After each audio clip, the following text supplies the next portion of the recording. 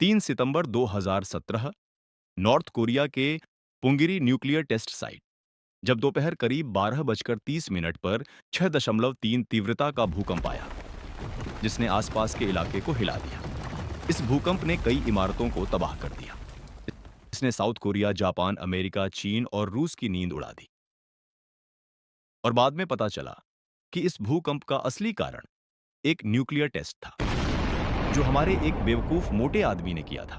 और उस पागल आदमी का नाम नॉर्थ कोरिया का तानाशाह किम जोंग उन है। इस घटना के बाद पश्चिमी देशों ने नॉर्थ कोरिया के इस कदम की कड़ी आलोचना की और उस क्षेत्र में नॉर्थ कोरिया और अमेरिका और उसके सहयोगी देशों के बीच तनाव बहुत बढ़ गया। और नॉर्थ कोरिया समय समय पर ऐसे मिसाइल टेस्ट करके अमेरिका, जापान और पश्चिमी देशों को तनाव देता रहता है। नॉर्थ कोरिया ने 1959 में सोवियत संघ के साथ एक नागरिक परमाणु समझौता किया और कुछ साल बाद योंगबियोन शहर के पास एक रिसर्च रिएक्टर बनाने में मॉस्को से सहायता प्राप्त की। 1979 की शुरुआत में नॉर्थ कोरिया ने योंगबियोन में 5 मेगावाट के एक प्रायोगिक परमाणु रिएक्टर का निर्माण शुरू किया, जो एक मैग्नॉक्स प्रकार का रिएक्टर था जो प्राकृतिक यूरेनियम पर चल सकता था और हथियार ग्रेड प्लूटोनियम का उत्पादन कर सकता था। नॉर्थ कोरिया का गैस ग्रेफाइट 5 मेगावाट का प्रायोगिक परमाणु रिएक्टर योंगबियोन परमाणु परिसर में 1986 में चालू हुआ। 1990 तक नॉर्थ कोरिया ने 5 मेगावाट संयंत्र में खर्च किए गए ईंधन से प्लूटोनियम को अलग करने के लिए एक रिप्रोसेसिंग प्लांट चलाना शुरू कर दिया, जिससे 1990 से 1994 तक 10 किलोग्राम प्लूटोनियम का उत्पादन हुआ, जो संभवतः एक या दो कच्चे परमाणु हथियारों के लिए पर्याप्त था। 1990 के दशक की शुरुआत में नॉर्थ कोरिया ने दो बड़े गैस ग्रेफाइट रिएक्टरों का निर्माण भी शुरू किया, योंगबियोन में एक 50 मेगावाट का रिएक्टर और पास के टैकोन में एक 200 मेगावाट का रिएक्टर। लेकिन असली सफलता 1990 के दशक में मिली, जब नॉर्थ कोरिया ने पाकिस्तान से गुप्त रूप से यूरेनियम संवर्धन तकनीक हासिल की।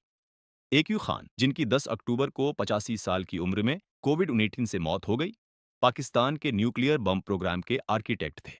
1980 के दशक के दौरान कथित तौर पर चीन ने पाकिस्तान को weapon grade uranium, uranium enrichment के लिए टेक्निकल मदद और प्लांट टेक्नोलॉजी सप्लाई की थी। 1990 तक पाकिस्तान ने बहुत ज्यादा एनरिच्ड यूरेनियम कोर का इस्तेमाल करके न्यूक्लियर हथियार बनाने की क्षमता हासिल कर ली थी, लेकिन उसके पास न्यूक्लियर डिलीवरी सिस्टम नहीं था। डिलीवरी के लिए उसके पास F-16 विमान थे, लेकिन न्यूक्लियर हमला करने के लिए उसे बैलिस्टिक मिसाइलों की जरूरत थी। हालांकि बैलिस्टिक और क्रूज मिसाइलों के व्यापार को रोकने के लिए अमेरिका के नेतृत्व वाले अंतर्राष्ट्रीय दबाव के कारण पाकिस्तान चीन और उत्तर कोरिया की ओर मुड़ा, लेकिन MTCR गाइडलाइंस का पालन करने और लंबी दूरी की मिसाइलें न बेचने के लिए चीन पर अमेरिकी दबाव के कारण पाकिस्तान 1992 में उत्तर कोरिया गया, ताकि नोडोंग प्रोटोटाइप को देख सके, जिसे चीन की डोंगफैंग 3 मिसाइल की कॉपी कहा जाता था। और आखिरकार 1995 के आखिर में एक डील हुई। पाकिस्तान ने नोडोंग बैलिस्टिक मिसाइलों की बिक्री पर बातचीत की, जो लिक्विड फ्यूल इंजन का इस्तेमाल कर सकती थी और 1000 से 3300 किलोमीटर की रेंज में 700 से 1000 किलोग्राम पेलोड ले जा सकती थी। पाकिस्तान ने इस मिसाइल का नाम बदलकर गौरी रख दिया। 1996 तक पाकिस्तान की अर्थव्यवस्था मंदी में थी और उसके पास मिसाइलों के लिए उत्तर कोरिया को भुगतान करने के लिए हार्ड करेंसी की कमी हो गई। पाकिस्तान ने कैश पेमेंट करने के बजाय उत्तर कोरिया को न्यूक्लियर टेक्नोलॉजी ट्रांसफर करने का फैसला किया। इस तरह पाकिस्तान को मिसाइल टेक्नोलॉजी मिली और उत्तर कोरिया को न्यूक्लियर टेक्नोलॉजी। जून 2002 तक अमेरिकी खुफिया विश्लेषक इस नतीजे पर पहुंचे कि प्योंगयांग के गुप्त यूरेनियम एनरिचमेंट प्रोग्राम का सोर्स वास्तव में पाकिस्तान ही था, क्योंकि उन्होंने उन्हें सेंट्रीफ्यूज दिए थे। इस टेक्नोलॉजी से उत्तर कोरिया ने फिसाइल मटेरियल का उत्पादन शुरू किया, जो न्यूक्लियर हथियारों का मुख्य घटक है। उत्तर कोरिया ने एक अंडरग्राउंड एयरबेस में एक गुप्त सेंट्रीफ्यूज रिसर्च और डेवलपमेंट सुविधा भी खोली। इसी समय के आसपास योंगबॉन रिएक्टर ने प्लूटोनियम का उत्पादन शुरू किया, जबकि छिपी हुई अंडरग्राउंड सुविधाओं ने यूरेनियम को एनरिच किया। अंतर्राष्ट्रीय दबाव और प्रतिबंधों के बावजूद उत्तर कोरिया ने फ्यूल साइकिल में महारत हासिल कर ली। 2000 के दशक की शुरुआत में खुफिया एजेंसियों ने अनुमान लगाया था कि उत्तर कोरिया के पास कम से कम 6 बमों के लिए पर्याप्त प्लूटोनियम है। अब यह साफ हो गया था कि उत्तर कोरिया परमाणु बम बना सकता है। 9 अक्टूबर 2006 स्थान पुंगिरी परमाणु परीक्षण स्थल, किल्जू काउंटी, उत्तरी हमायोंग प्रांत, उत्तर कोरिया ने अपना पहला भूमिगत परमाणु परीक्षण किया। ये पूरी तरह सफल नहीं था, लेकिन इसने 1 किलोटन परमाणु ऊर्जा पैदा की। इसके बाद संयुक्त राष्ट्र सुरक्षा परिषद ने प्रस्ताव 1718 पारित करके उत्तर कोरिया पर प्रतिबंध लगा दिए।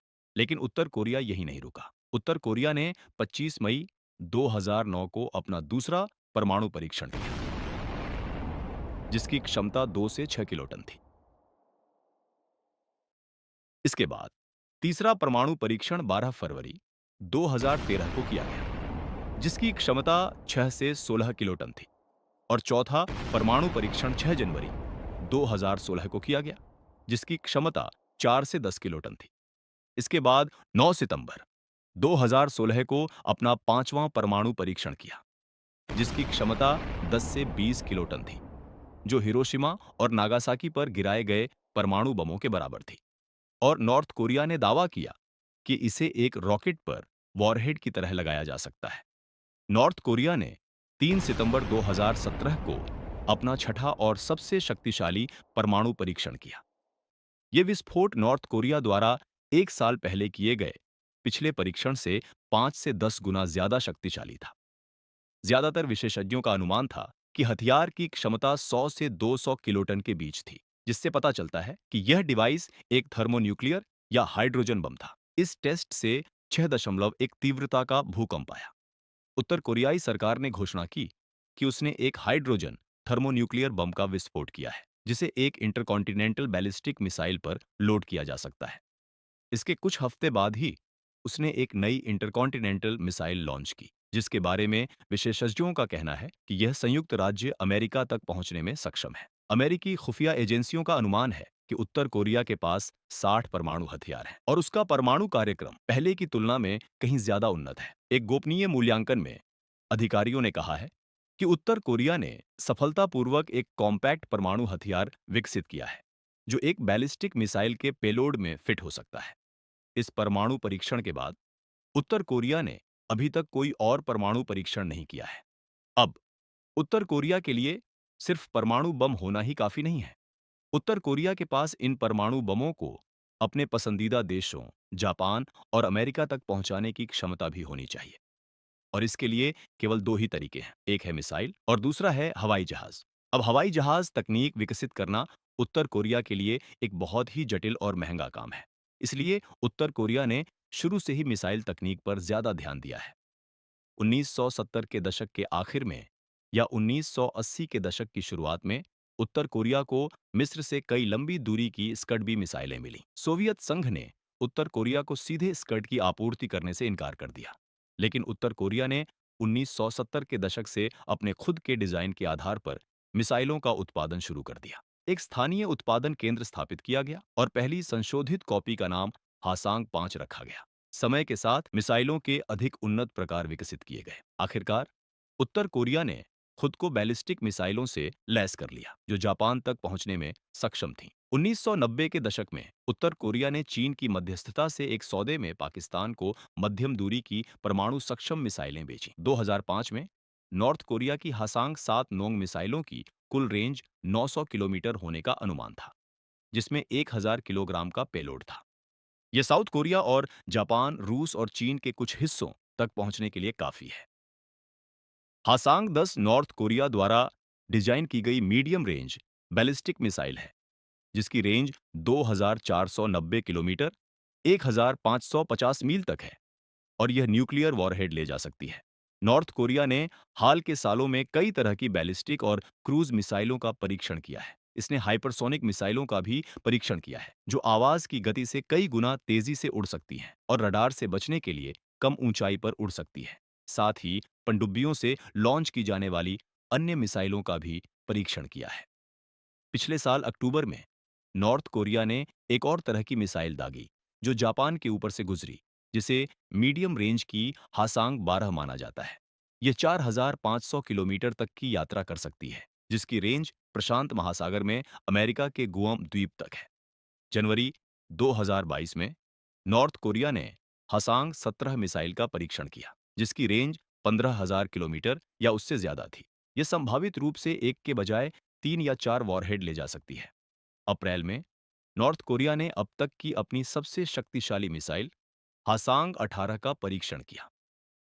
यह एक सॉलिड फ्यूल मिसाइल है जो आमतौर पर लिक्विड फ्यूल मिसाइलों की तुलना में तेजी से लॉन्च होती है।